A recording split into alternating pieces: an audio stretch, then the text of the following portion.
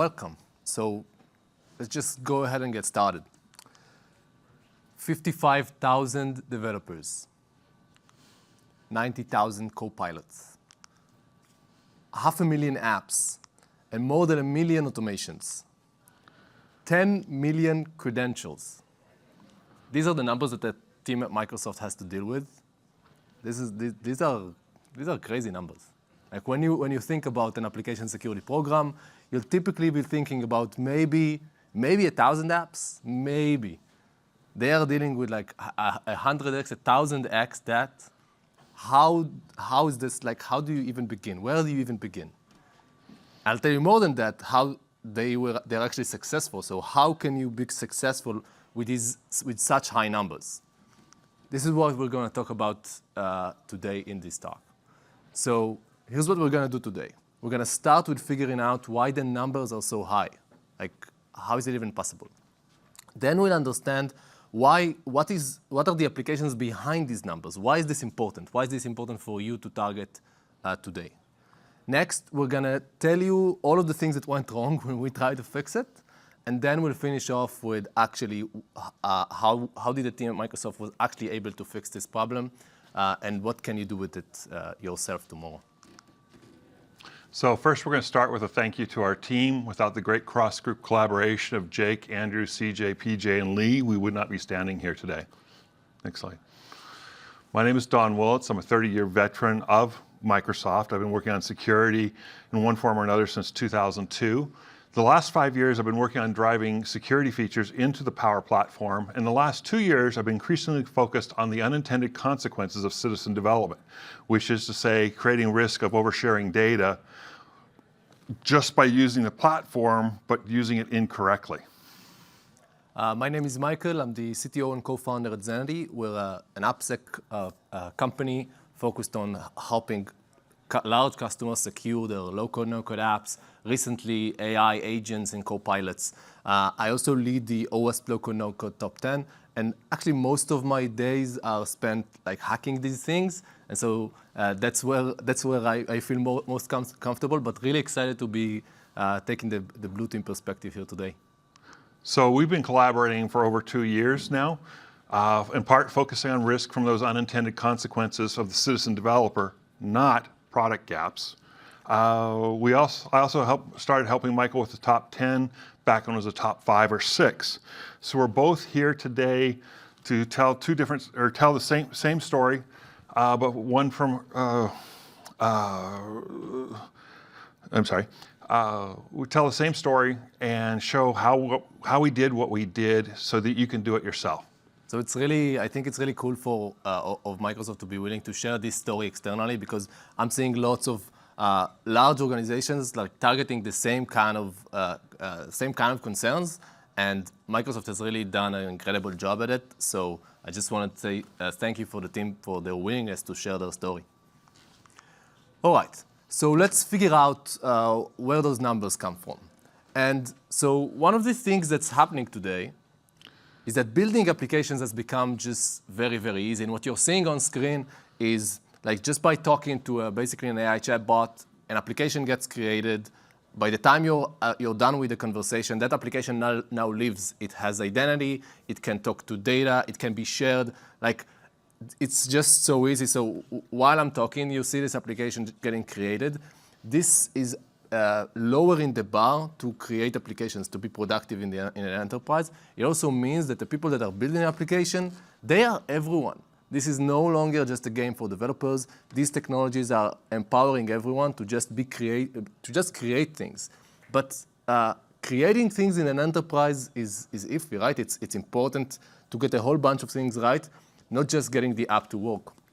And so let me give you just one example so we have something in mind. When I first visited Microsoft campus while working with Don like 2 years ago, this was just after COVID, and we had to upload like vaccination proofs of our vaccination to this app. So it was called the COVID Healthcare Check app. And later I learned that this is actually a low-code app. Yeah, this was the first major app we built inside of Teams itself, when Power Platform and Power Automate Flow was integrated into Teams. This came out the door like the next day or so after that feature got enabled. So this is a pretty sophisticated piece of application, but more importantly, it's storing like healthcare data, personal data for people. So it's really important to get it right. And even if somebody in the business is able to build it, which is awesome, of course, like we need to handle security for that as well, right?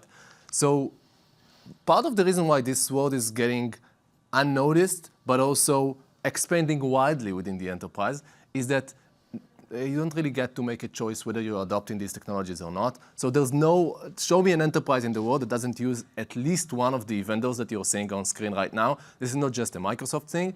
Everybody's using those technologies.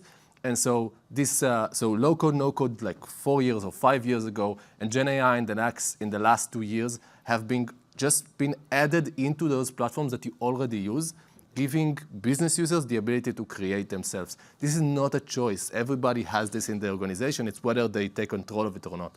And so Microsoft has had a pretty early start on figuring out that this is important. This is a quote from Satya from back in 2019. And he's saying, hey, by like 5 years from now, we're going to have 500 million apps built with these low-code, no-code tools. And it's going to be more than what we've built together in the last 40 years. So this is what Satya said in 2019. We're going to have 500 million apps by 2023. And then GenAI hits. So this is before GenAI. This is before things become even easier to create. And so this is the growth just inside of the Microsoft tenant in the last year. You can see that the number of applications created with these technologies have been tripled in the last year. This is after the 500 million apps. So these numbers are really going crazy. We're talking about almost 2 million assets in the Microsoft environment today. Again, crazy, crazy, crazy numbers. And so hopefully, this gives you a bit of perspective into what we're talking about and why it's important for you to kind of stay with us for the rest of the time that we have here today. And so up until now, we talked about these numbers, but I think this is a security conference. It's important for us to show some implications. So let's do that. Let me start with the first story. So Salesforce has this feature called community websites, and it's like very easily you create a website that's external facing for people outside of your organization. Could be for vendors, could be for your partners. This is a very popular feature. So here's a website that we created. This is a website for showing customer use cases. So this is how a customer use case looks like. It's a bunch of information about the customer. And of course, it's connected back to the CRM. So the CRM holds the actual information. Now, of course, we don't want to reveal the entire CRM. We just want to reveal information about specific customers. So this is how you set up whether a website like that is external facing or not. So again, a single click is the distinction between whether this thing is going to be available for people anonymously on the internet or just logged in folks. Of course, that could lead to mistakes. So this is the first part we have here. We have an app. That app is now publicly accessible because somebody clicked on that configuration. And then you need this app to be able to actually pull information from the CRM. This is done with a low-code tool called Salesforce Flow. It's just like an automation tool. And you can see the automation here.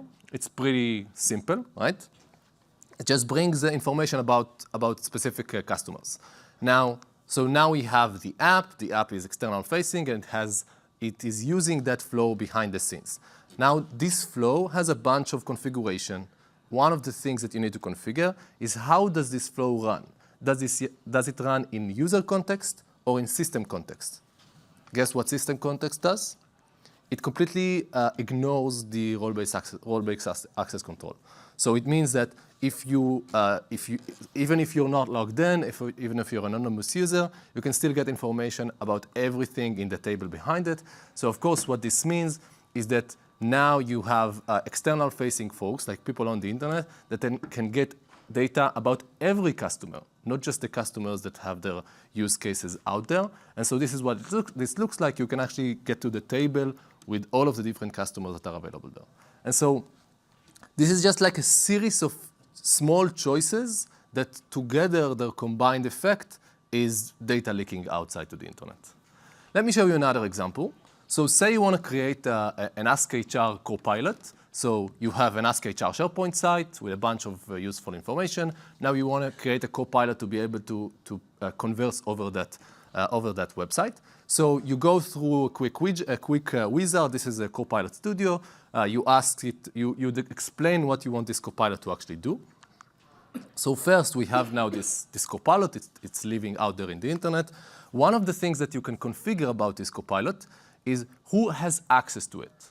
Okay? So is this going to be available just in Teams? Is this going to be available to external users? And one of the configuration options that you have here is no authentication.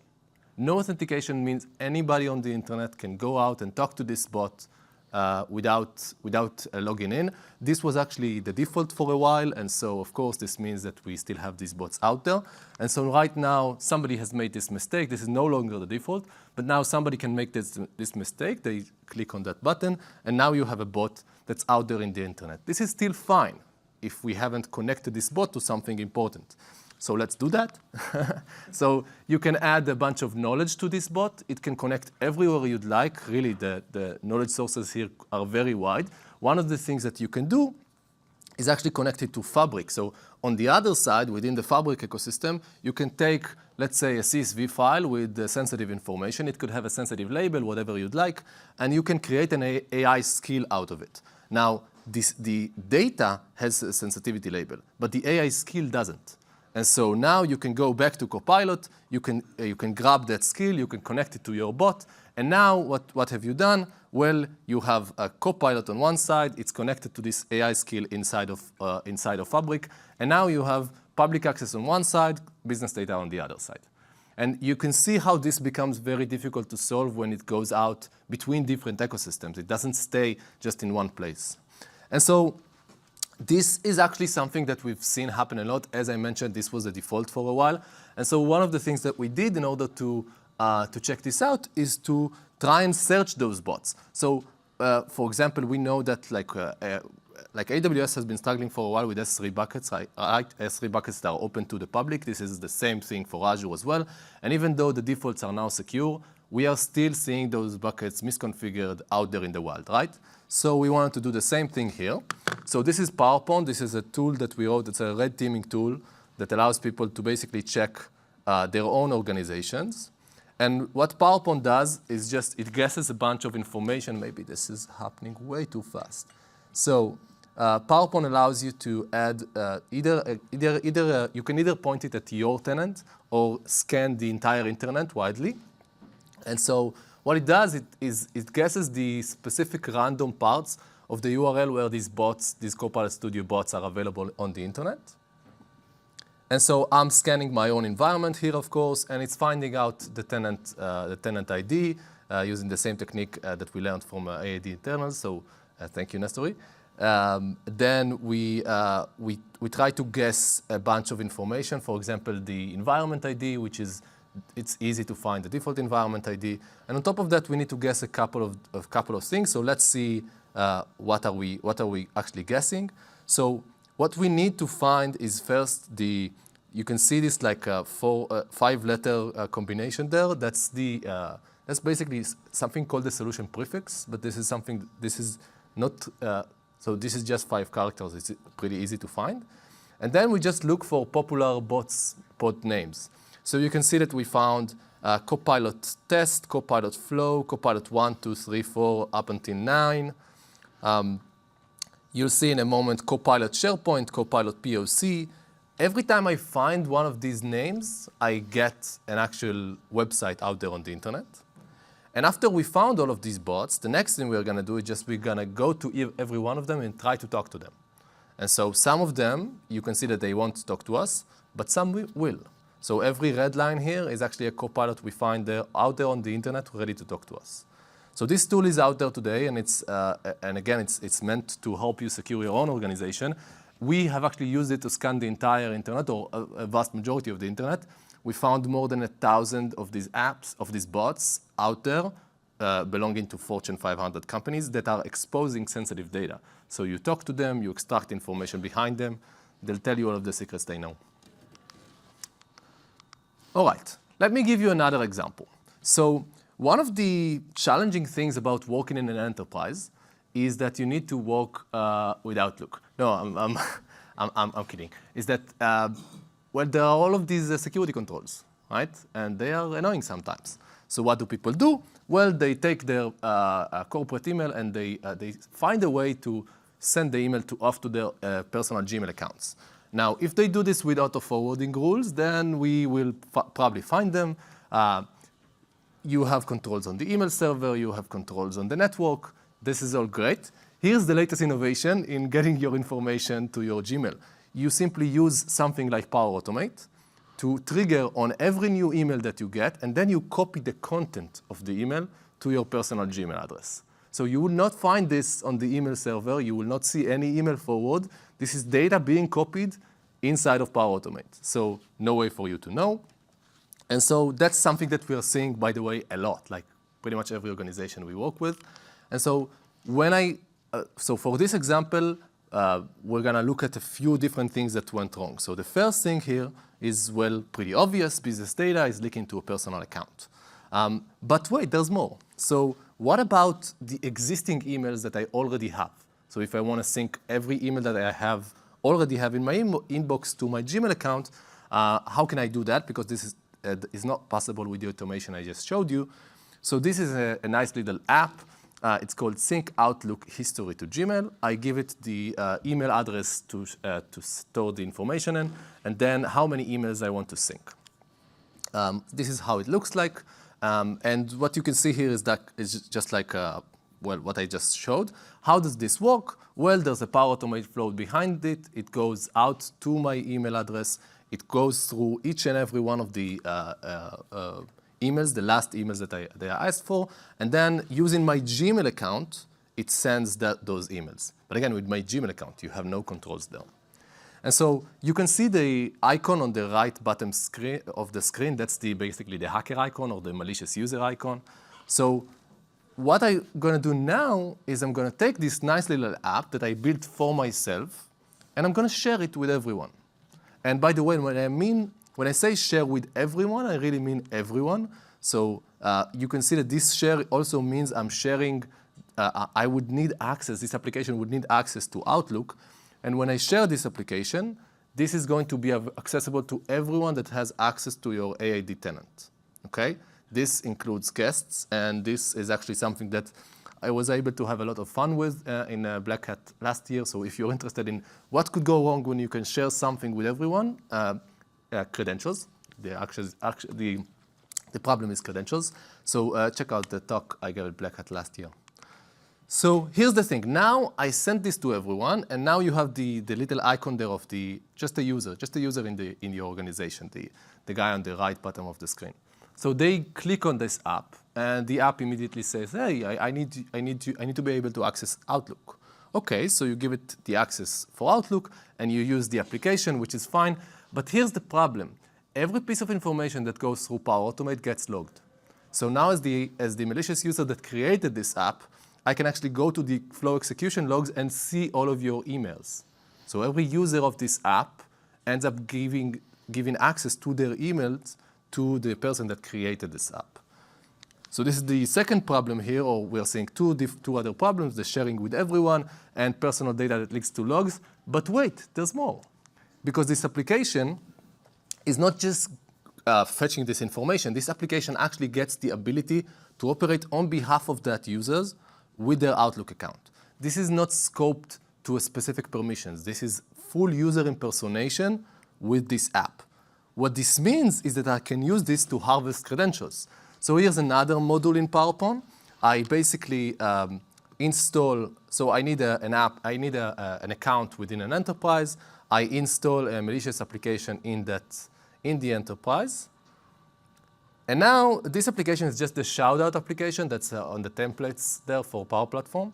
So it's a nice little app. Again, I'm logged in as the malicious user. And I'm going to I'm going to do like a shout-out for my victim, specifically the CFO of that company. I'm going to say, hey, good job. Thank you very much. Send like a nice message. Your hard work is much appreciated. So now this is my victim. They're going to get this nice little email. And wouldn't you click it? Like it's a nice looking email, right?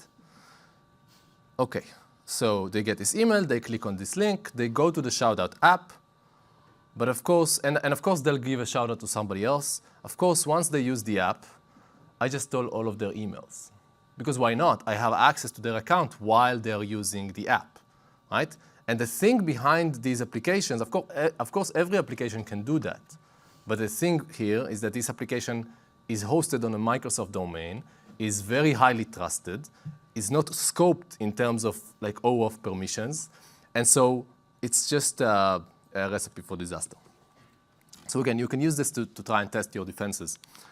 So this is the fourth thing here, privilege escalation path and the account impersonation. This is a big deal within those applications. And so I think, so this is just like a thing that tries to wrap everything around here. So we have a privilege escalation path with a bunch of sensitive data that could leak. Let me leave you off with one last example, and I'll be quick about it. Go ahead. So we have John, the persistent vendor. Next slide. John is an employee of the fictional Contoso LLC Corporation, and for 18 months we hired him to create Salesforce assets like data flows. So during that 18-month period, his Active Directory account, Entra ID account is enabled. But as soon as that contract expired, he can no longer call the flow, modify the flow. But before he left, he added his place of business as an identity, giving it full ownership and editable privileges. Now, this is something I see with vendors a lot, and I sometimes wonder if the vendor companies actually insist upon this for some reason. But if you see this once with a vendor, you're going to see it practically in everything they create. But also before John left, he added Johnny5 at hotmail.com, which is his personal ID. There's no legitimate business user reason for him to do that. So, next slide. This is a pattern we see with full-time employees as well, not just vendors. But it does seem to be a pattern that we see more than once with vendors themselves. So all of these examples, this is just to show that if we are leaving these, so business users are now creating pretty sophisticated applications, and most of them are doing this alone, and as security teams, we are just not involved. Now, of course, what's going to happen is that they're going to make a bunch of mistakes. Of course they will, because we're not helping them. So if we're going to continue to let them do that, then this is not going to work. So let's go through a few examples of what we tried to do to actually fix this, and how did we fail. So of course, the first thing, so you have all of these apps, you understand why they are important, and now what would be the best thing the first thing that you'll try to do to build a program that can actually solve this? You'll go after best practice, and of course, spoiler alert, none of them will work. And so let's take three different best practices here, focusing on crown jewels, right? We have so many apps, let's focus on the ones that matter. Getting developer buy-in, so getting the developers to actually not make so many mistakes, and the SDL. So let's start with focusing on crown jewels. Let's look at the Microsoft environment. We want to find which of these applications are actually important. Well, guess what? This is the number, so you can see the numbers of active credentials to each one of the different services. These are all crown jewels. Like by definition, these are all built within your business application where you hold all of your important information. So good luck with trying to figure out which ones are not important, not for you to focus on. Just if you want to focus on every app that connects to Office 365, you're over a million different connections here. You want to, so the next thing you're thinking about is, okay, let's get developer buy-in. Let's get these business users not to make so many mistakes, right? So try and have a conversation with somebody in finance or in sales about storing sensitive data, storing social security numbers in a safe way. This is actually an example we see a lot. So people store sensitive data behind those applications, available to everyone in plain text. Of course, you can't really expect them to have that conversation. It's not a fair conversation to have.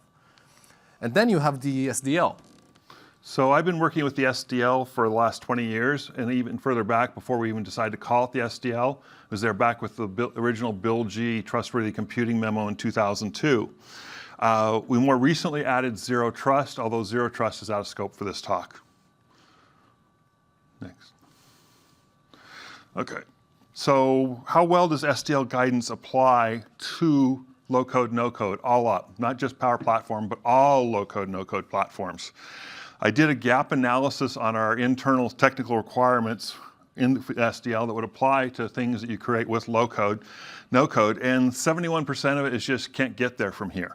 It's either specific to technology you only find in Visual Code or Visual Studio or platforms like that. Low-code, no-code hides things from you that you might not be able to get to. And usually it's not a bad thing to hide that, but sometimes there are consequences.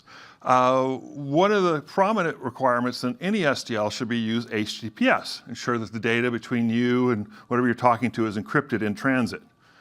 The thing about HTTPS is that powerapps.com, or actually preview.make.powerapps.com, I think I got it right, the HTTPS is implemented for you, so the communications channel between you and powerapps.com itself is encrypted. But what about your connections? So many connections take URLs as the connection parameter. So did the citizen developer even remember to include HTTPS? If they did, is the backend server configured and patched so that HTTPS isn't dropping down to plain text by accident? Is there even an HTTPS implementation on that backend data server where the data is being hosted? This level of nuance is something that's not going to be in the citizen developer's awareness. A lot of our SDL tools, we have a lot of SDL tools internally and externally, that they're built for a source code file. They're built for a compiled binary, neither of which exists in low-code, no-code. For the typical low-code, no-code developer, the business user, this is just technobabble. It's a well-written piece of SDL content, but for them, it's just over their heads.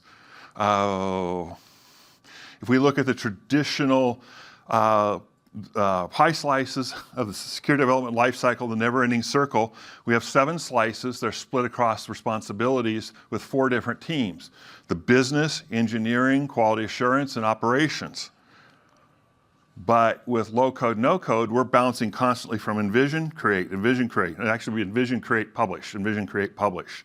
It's like Agile on steroids in this respect. There's not going to be much awareness of the other pie slices. And a lot of things are handled for you, but there's still some gotchas here and there, like the HTTPS connector example. We have features in Power Platform. I can't speak to other platforms for continuous integration, continuous development, but it's not widely adopted. And so there's places in the SDL might hook into your CI/CD. There's no place, well, there is a place to hook into it, but people aren't using it consistently. So at this point, we're kind of stuck, right? We've tried the best practice. We have all of these applications that are created, all of these different credentials. We are in a place where we can't move forward. And so now we needed an insight to get us out of this tent, and here it is. Remember these applications. These applications are very easy to create, right? If something is so easy to create, shouldn't it be also easy to fix it? Like, shouldn't we be able to understand everything about the app, about its environment, about its connections and credentials, and find out and actually like create a patch for you, tell you what are the exact things that you need to do to actually fix it. So this is how we actually got started. We got started with this idea of auto-fix or silent remediation.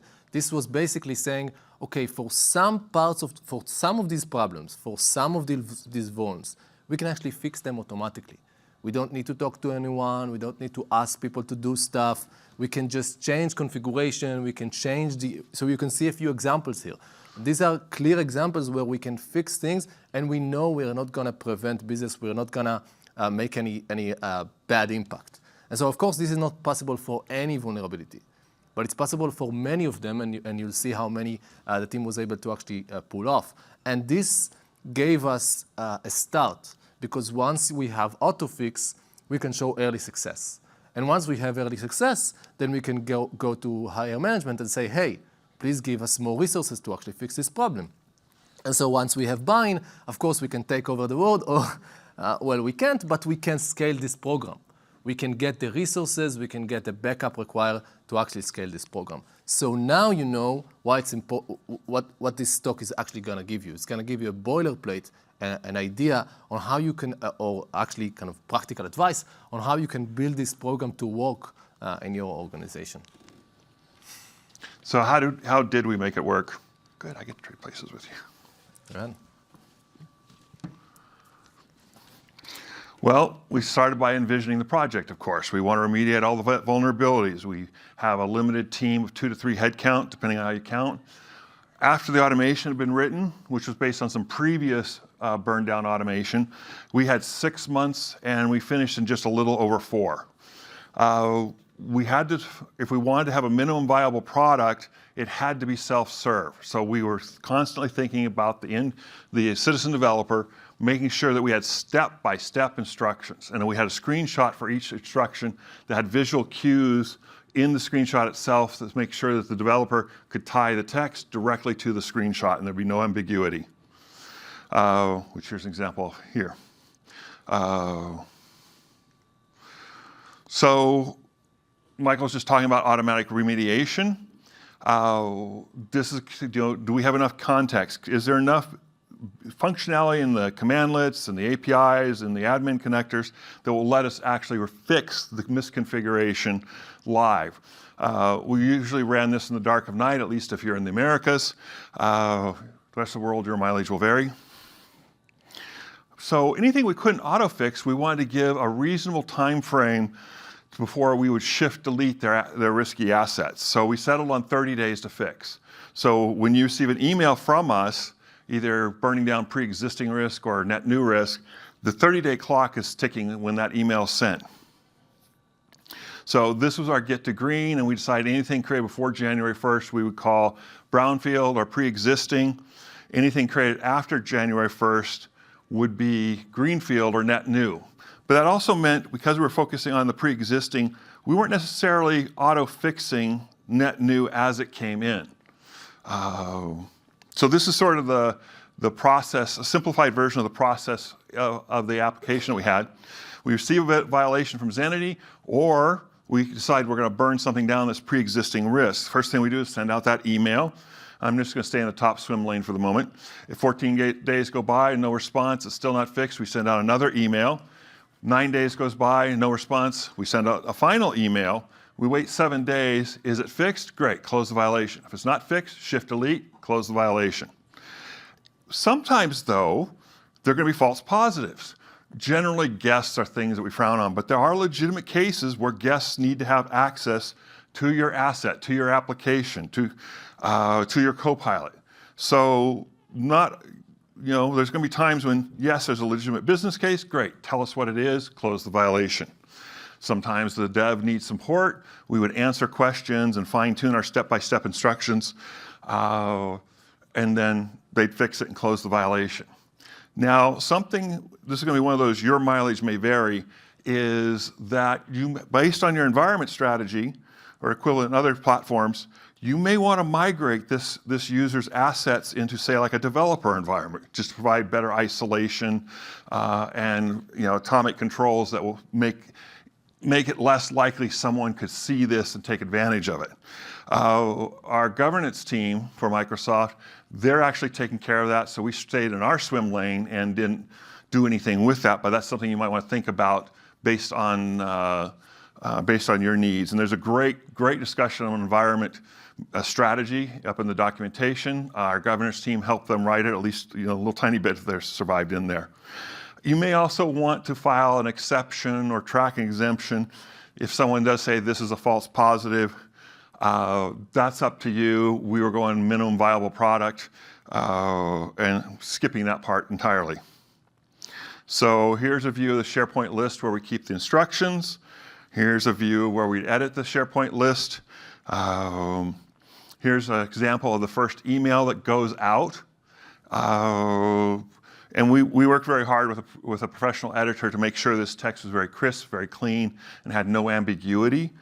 Sometimes when I get these messages, sometimes they're well written, sometimes you gotta kind of read between the lines to figure out what you have to do. Final notice. Have that big red icon to get your attention, hopefully. And here's the actual violations dashboard. This is what both mails are sending you to. So I blacked some things out so we don't advertise the names of our connections and our users across the internet. But there's three violations here. The top violation is one of those that could be a false positive.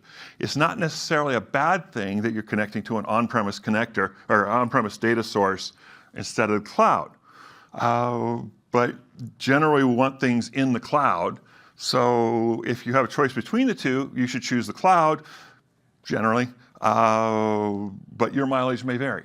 And so we leave room for that. The bottom two violations are loosely coupled. I'm going to focus on the bottom one. The connection is using shareable authentication method. The middle one says, okay, yeah, it should be readable. It says connection is accessible by the entire tenant. Sometimes these two can be coupled, sometimes not. Just depends on how the asset was built. Connection is using a shareable authentication method means you're not using Entra ID. So I think we have like 1,400 total connectors. About 120 of those are to Microsoft first-party products and services. And about slightly less than 50 of those have multiple forms of authentication. And you really want to use Entra ID at all possible. Because if you use like a user ID password or just a simple key, you can get these weird side effects that are endemic to the actual data source. So here we've clicked on the bottom violation. You get 3 tabs. We're going to talk about 2. The violations description tab, what is this? What caused it? Give you an explanation. These steps to fix is our SharePoint list again. And one of the keys to being able to have our automation work for both greenfield and brownfield were playbooks. When condition X, Y, and Z is discovered, then take actions A, B, and C to remediate it. And so this would get triggered whether it was a net new violation, stay green, or we were doing a campaign, get to green. So the results were, we proved we can scale up. We proved we can get to green in 2 of our environments, 2 of our largest environments. And we proved that we can use stay green and get to green with the same automation, same process, the same tooling. Here you can see our progress over the first 6 months of this year. If we look at the May 1st column, that top green slice of open violations, that's a mix of 30-day to fix and probably the last of the net new violations that have come in after January 1st. So somewhere in April, we burned through the last of that risk from before January 1st, and then we started playing catch up with everything that come in since. By the time we got to June 1st, that little green slice is nothing but 30 days to fix. Management or senior leadership team is only say, why isn't it 100%? And the answer is because we got these 30-day clocks ticking. We'll never get to 100%, but 95% with 5% open isn't bad. And as we scan more and more things over time, that 5% will drop down to 4% to 3%. But there's, there can be minor monthly variations. I think Don is being super modest, so let me go out on a limb and just say it out as it is. I think when you look at these such high numbers of applications, you can imagine how many issues you can find. There is no, show me an AppSec program that can scale 100x or 1000x and can fix 95% of all issues in 4 months. This is just incredible work, so I think it really deserves the recognition. Thank you. So part of the success we had is because I've set up 3 different SDL programs over the years within the org that was once known as MSIT. It also meant I was full of clever ideas and creeping elegance that would politely get shot down, and then I'd shake my head and say, yeah, no, that was beyond what we have time for. So what are some of our takeaways? Implicit underneath this was the OWASP top 10 for low code, no code. This was something I was probably more concerned than other team members on this project, but this was very impactful on me in terms of thinking about what do we want to fix, how do we want to fix it. The top 10 for large language models is increasingly in scope. So I think right now we have rules for about 4 to 5 of these categories. They look somewhat like what we already have for low code, no code, but as time goes on, I imagine things will get more and more sophisticated as the AI features in Copilot and elsewhere get more and more sophisticated. We prioritized what we wanted to fix. We looked at all the violations and looked at the top 10 and basically came up with 6 campaigns: guest and/or access control, AI and/or co-pilot issues, and so on. I was assuming we'd move stately from one category to the next in our burn downs. The reality is anytime we sent out an email campaign, we were probably covering 2 to 3 of those based on, there's always little questions from SLT as things were coming in and say, well, why don't you do this instead? So we would balance our prioritization accordingly. I think that's a really cool point that like people usually say, okay, let's do campaigns that are focused on one specific thing and go like one after the other. And you can see the different campaigns that were important for Microsoft to cover here. But then like, I think what we found was that we can actually do more than one. So because you get the confidence that this is not creating a lot of noise, problems are getting fixed, people are happy, then you can push forward fast. So here's part of our dashboard. So that's the piece you don't want to forget, is make sure you can report out to SLT to show what you're accomplishing. We blacked out a couple sensitive things, but the column over on the far right, bottom far right, shows you basically how many violations that we remediated in each category. And of course, the heat map there kind of gives you a sense overall as well. So now we want to finish up on something that kind of came up by accident. Michael had been talking about the shared responsibility model at a high level in his talks for a good year or so.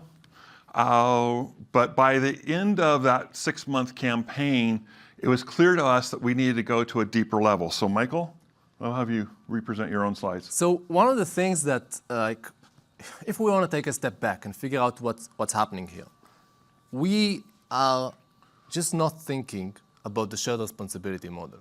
So most people, when they think about like citizen development, business users building stuff, they are thinking about like, yeah, this is all going to be secure and nothing could go wrong. But of course, every piece of technology, if it's impactful, if it's powerful, it can do bad stuff, right?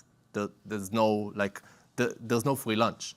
And so we need to think about the shared responsibility model, and we know that works in the cloud. So here's the shared responsibility model from the cloud, specifically for serverless. So the platform itself, Azure, AWS, GCP, whatever, they own, making sure that the platform itself is safe, and it gives you the right building blocks, and each building block has safe configuration.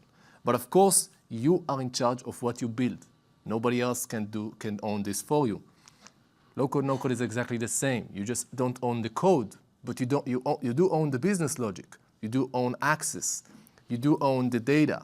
So it's pretty much the same thing as serverless, but somehow we forgot about it. Somehow we're not sure. It's not clear to us that within low-code, no-code, there's also a shared responsibility model. So for people that are using low-code, no-code, not the platform, like, here are a bunch of questions to ask yourself. So can you answer how many of your apps are moving data outside of your corporate boundary? How many users are oversharing data? Or how many of them are allowing external access? How many are hard-coding secrets? These are questions that only the organization using these platforms can answer, not the platform itself. So this all goes to one thing. Do we apply application security to what these business users are building or not? And if we're not, well, of course, we're gonna get wrong things. So we give a lot of power to business users, developer level power, and with AI especially. Of course, if we're not there to help them, things will go wrong.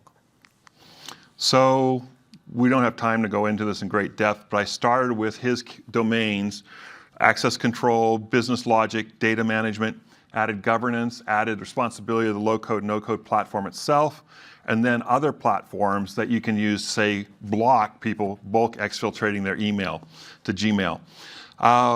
Expanded on his roles, and then came up with what we hope was a lean and mean list of actual responsibilities. Before the month of November is over, we'll have a detailed white paper walking through this. Okay, next slide.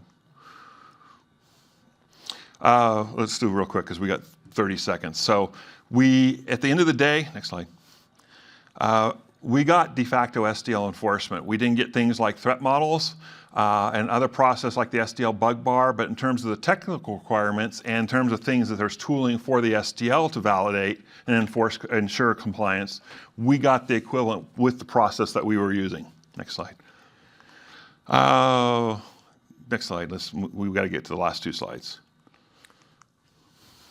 So things that we recommend, if you don't know the SDL, please check out the SDL. We're due for a refresh of the OWASP Top 10 for low code, no code in 2025. So we both invite all of you to come join us. It's going to be fun. Again, the low code, no code shared responsibility white paper is coming shortly. And then we'll have a full write-up of this talk available there. And all of the links will be available in this link. So if you want to grab a picture, this is the one. So let's just, to wrap things up, this low code, no code and GenAI, it's empowering your business today, in your organization today. So it's really important for us to figure out that this thing is really powerful, but there's a shared responsibility model, and we need to own our part. The second thing is that I think this has been an incredible example of how you can actually build a program that can scale to this level and get to really unprecedented results. So I think that's really powerful. And so the end result here is that you can have both. You can empower your business and also stay secure. And so with that, thank you. Thank you very much.